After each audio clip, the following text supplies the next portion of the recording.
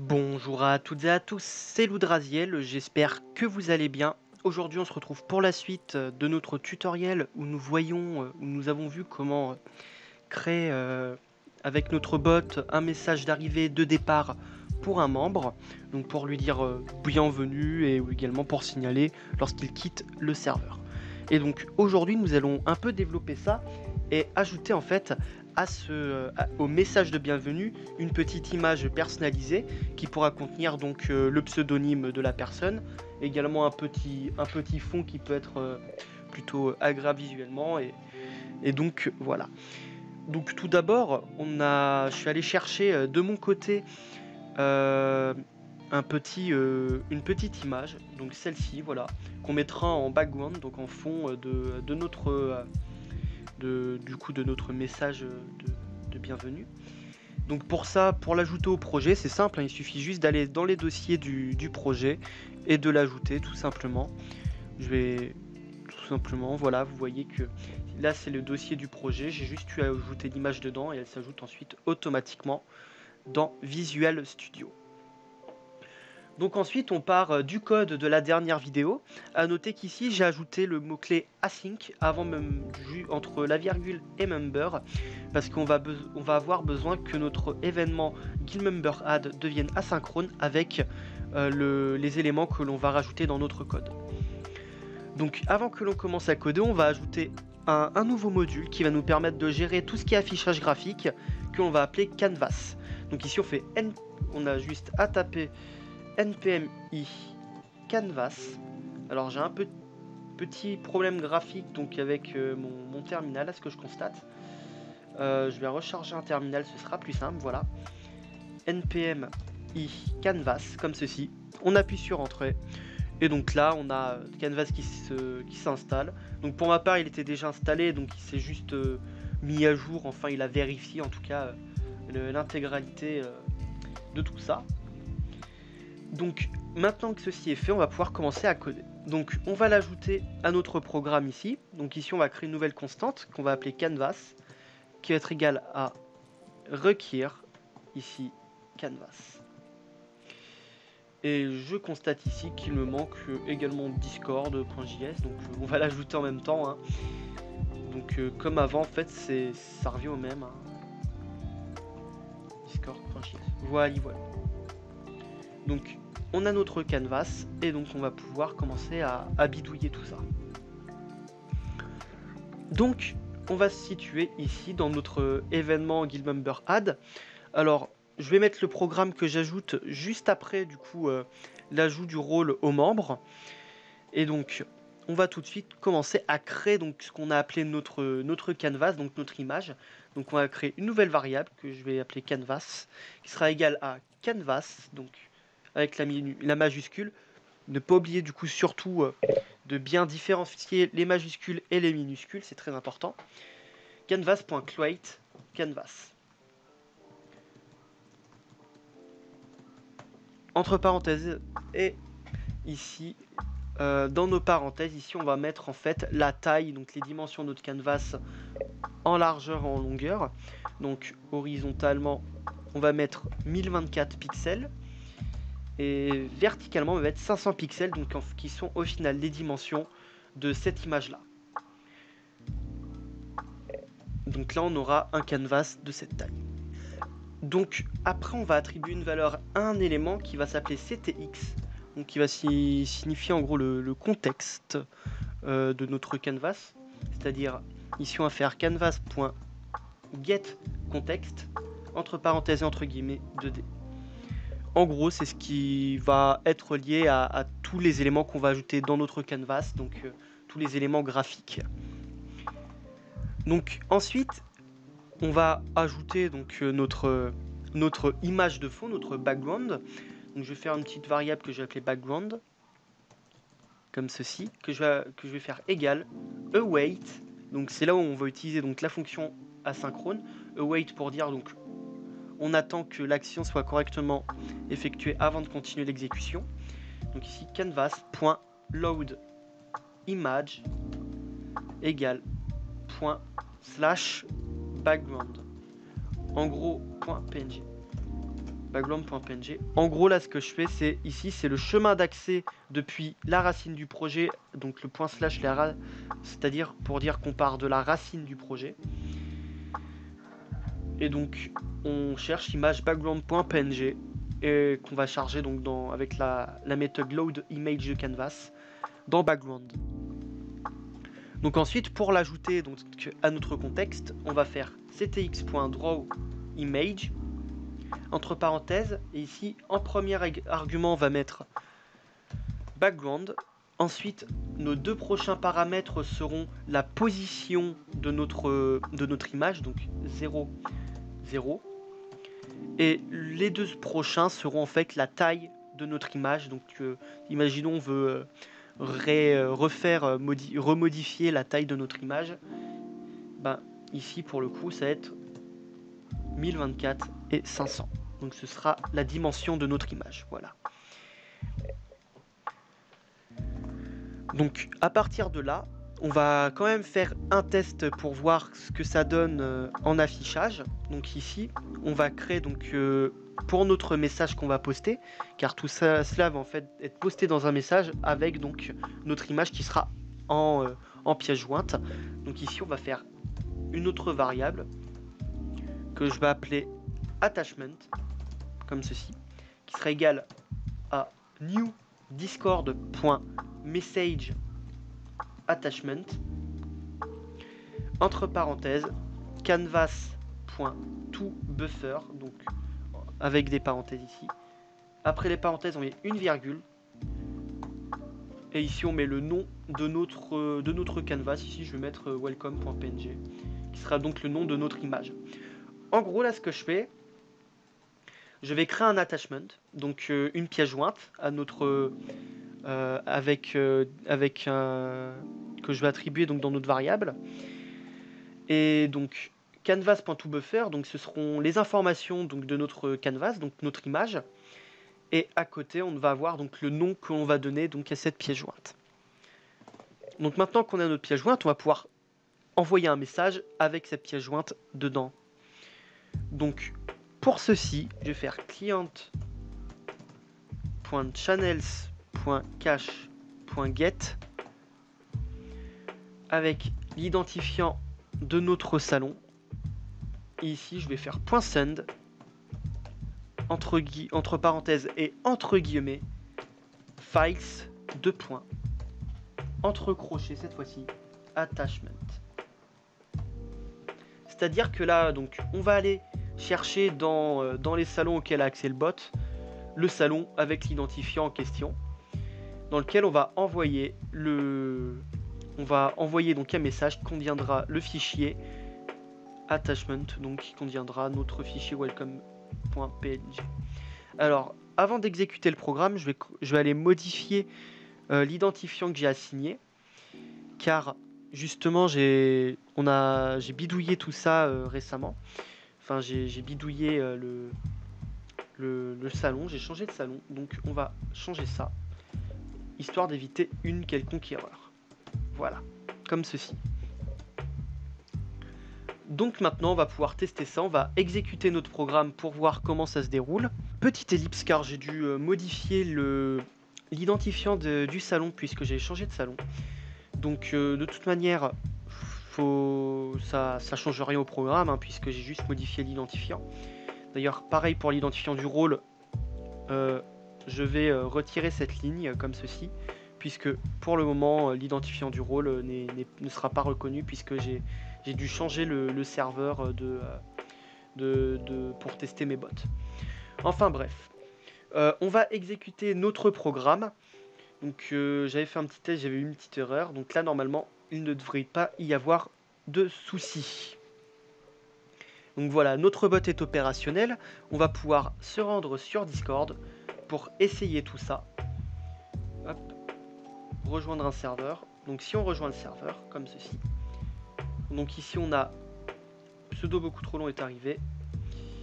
On attend et vous voyez donc qu'on a notre image qui est bien mise en ligne par le bot dans un autre message. Donc c'est parfait.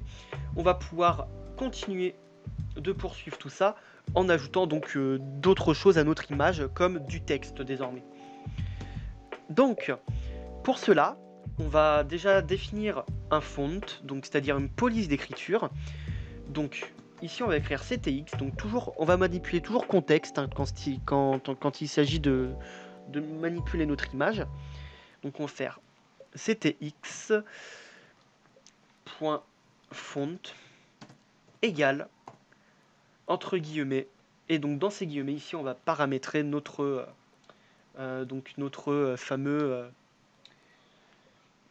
fameuse police de caractère. Donc d'abord, on va définir la taille de la police, donc ici 42 px, donc pixels, et on met un espace, puis le nom de notre police. Donc le nom de notre police va être cherché donc, dans le nom de toutes les polices qui sont déjà téléchargées en natif dans notre ordinateur, donc en fait qui sont déjà téléchargées. Et pour le coup, si vous voulez y ajouter d'autres polices, vous pourrez toujours télécharger de nouvelles polices dans votre système d'exploitation. Hein, c'est très simple. Hein. Il suffit d'aller sur un site de police, d'installer la police, puis d'ouvrir le fichier, puis de la télécharger. Ça va tout seul. Et généralement, il faut redémarrer votre ordinateur ou le programme, et ça va tout seul. Je sais plus pour ça. Mais c'est très simple. Donc ici, pour ma part, j'ai utilisé la police Impact, qui est plutôt jolie, je trouve. Donc maintenant qu'on a ça, on va également donner la couleur de notre texte. Ici, on va faire ctx.filestyle, comme ceci, qui sera égal à donc notre entre guillemets. Et ici, on va mettre donc la couleur de notre texte en format hexadécimal. Donc ici, on va mettre un hashtag. Et pour que ce soit blanc, je vais prendre la couleur blanche, ce sera le plus simple. Je vais écrire FF. Donc 6F qui correspondent donc à la couleur blanche sous format hexadécimal. Donc si vous cherchez des couleurs en hexadécimal, il suffit juste de faire une petite recherche Google et ça va tout seul. Donc ensuite, on va gérer l'alignement de notre texte. Moi, je voudrais qu'il soit un texte centré, donc qu'il n'y ait pas de problème, puisque j'ai envie d'écrire en fait le nom du membre qui vient d'arriver, et puisque la taille du nom du membre est variable, ce serait intéressant que du coup le texte soit centré directement par rapport à la taille. Donc ici, on va faire ctx.textAlign égale entre guillemets center, comme ceci. Et pour finir, du coup, on va faire ctx.fileText pour écrire donc un texte. Donc ça ci va contenir 3 paramètres. Le premier, ce sera donc le contenu de notre texte, et les deux autres seront les positions de notre texte par rapport à notre image. Donc ici, pour le contenu de notre texte, ce sera le nom avec le tag de notre utilisateur. Donc ce sera member.user, donc member donc qui est du coup la variable qui est assignée, donc qui correspond aux informations du membre qui vient d'arriver. Donc ici on fait member.user pour dire qu'on obtient l'utilisateur, donc les informations relatives à l'utilisateur donc qui est arrivé. .tag, donc ça c'est du coup le nom plus les 4 chiffres qui définissent le compte. Et ici on fait .tag.toUpperCase. Donc ça c'est une petite méthode de Node.js qui permet en fait de modifier donc des chaînes de caractères, et là elle va nous permettre de tout fixer en majuscules. Upper donc pour les majuscules, et après il y a aussi tout lowercase pour tout mettre en minuscules. C'est juste esthétique. Vous pouvez bien sûr enlever le point tout uppercase si vous voulez juste le nom comme ça. Donc après on fait virgule et notre position donc en X qui sera 512 et celle en Y qui sera 410 comme ceci. Donc avec ceci bien sûr on peut tester, on va tester bien entendu pour vérifier que tout fonctionne à merveille.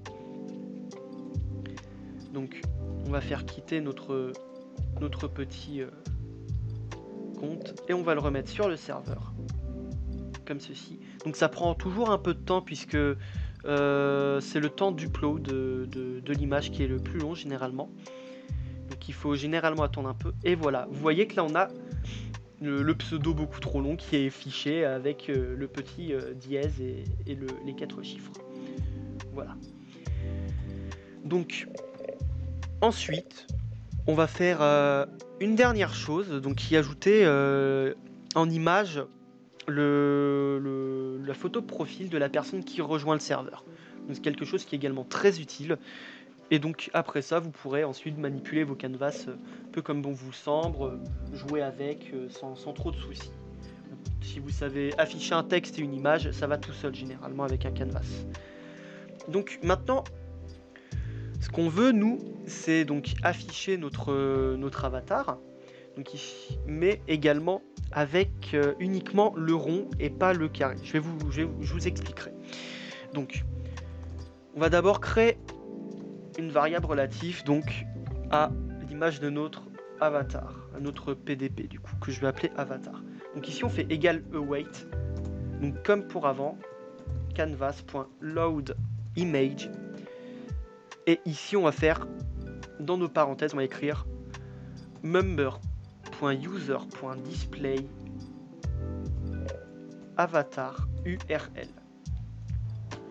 Entre parenthèses, entre guillemets, on peut aller à la ligne puisqu'on va y ajouter deux petits paramètres ici, donc qui sera d'abord le format de point entre guillemets PNG.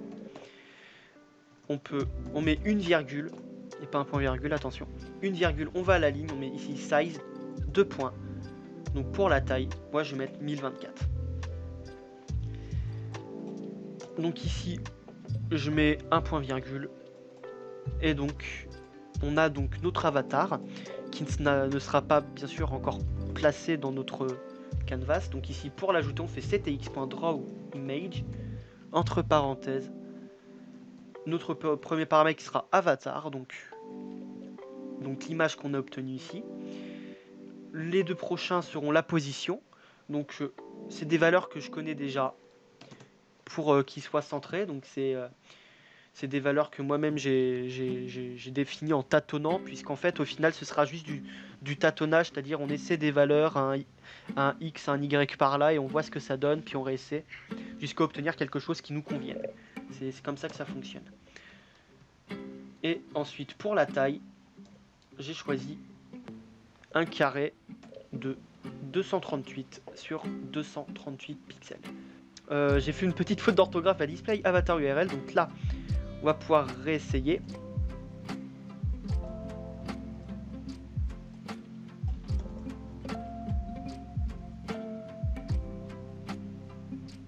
Donc on n'a plus d'erreur, donc c'est parfait. Et voilà, donc là on a notre avatar, mais ce qui dérange c'est le carré. Nous parfois on aime bien quand c'est en rond, un peu justement comme la présentation d'un profil ici, comme ceci. C'est ça que l'on souhaiterait avoir. Donc pour ça, on va découper notre image. Donc ce qu'on va faire, donc avant de charger notre image et de la dessiner, donc je peux même mettre avant du moment que c'est avant le moment où je dessine mon image, c'est bon. Moi je vais mettre ça ici, puisque ça rentre dans tout ce qui est manipulation du contexte. Donc pour ça, on va créer en fait un cercle. On va découper en gros un cercle qui sera donc en fait une zone d'écriture, enfin d'affichage pour nos futurs éléments de notre canvas. Donc pour ça on fait ctx.beginPass pour dire en gros qu'on pose le stylo pour écrire. Ensuite on fait ctx.arc pour dire qu'on va dessiner un arc de cercle. Donc tout d'abord on va donner le centre, les positions centrales de notre arc de cercle, donc qui seront 512 et 166, donc c'est toujours des éléments que j'ai moi-même fait en tâtonnant. Ensuite on va donner le radius, le diamètre, le rayon plutôt pardon, de notre arc de cercle, voilà, excusez-moi. Ensuite, le quatrième paramètre sera le début de notre arc de cercle, donc à partir d'où donc sur le cadran où on commence. Moi je vais mettre à 0 puisqu'on commence donc au début. Et le 5e paramètre qui nous demande donc quand est-ce qu'on arrête du coup de dessiner notre arc de cercle. Donc pour ma part, puisque je fais un cercle complet et que l'on calcule en radians, c'est important de savoir que c'est du radian. On va écrire mat.pi fois 2. Étoile 2, donc pour dire fois 2. Et donc là, on aura un cercle complet qui aura été dessiné. Donc ici, on va relever le stylo. Donc on fait ctx.close passe, entre parenthèses, entre guillemets. Et pour dire du coup que l'on coupe la zone que l'on a dessinée, on fait ctx.clip. Pour dire du coup que l'on sépare du reste cette zone. Et donc, tout ce qui sera ajouté à l'image ne sera pas affiché du moment que ce n'est pas dans cette zone. Donc là, on peut redémarrer le bot pour vérifier tout ça.